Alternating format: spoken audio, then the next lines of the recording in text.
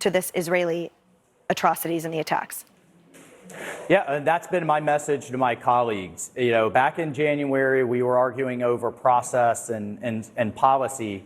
Now, frankly, a lot of people are arguing over hurt feelings. This war changes things. Our greatest ally needs us, and the only entity in Washington in the world that is going to push this administration to do the right thing on Iran is right here, right now.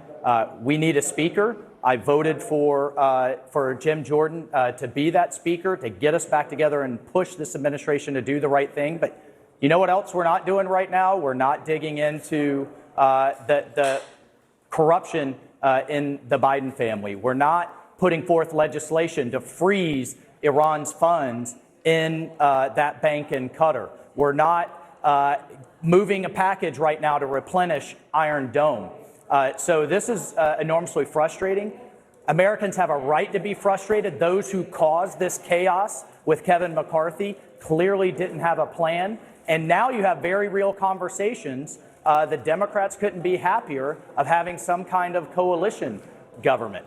And that is not what our voters elected us to do. Our voters elected us to get the border under control, to get spending under control, to fund our national defense, and to get after our debt. And we're not doing any of those things.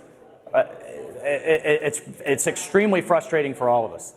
Congressman Waltz, Kayleigh McEnany here. A question for you on the American media. I want to engage in a quick counterfactual here. You have the major wire service in this country, the Associated Press, that in the wake of that hospital strike sends out to their wire, breaking, the Gaza Health Ministry says at least 500 people killed in an explosion at a hospital that it says was caused by an Israeli airstrike. Here's the counterfactual.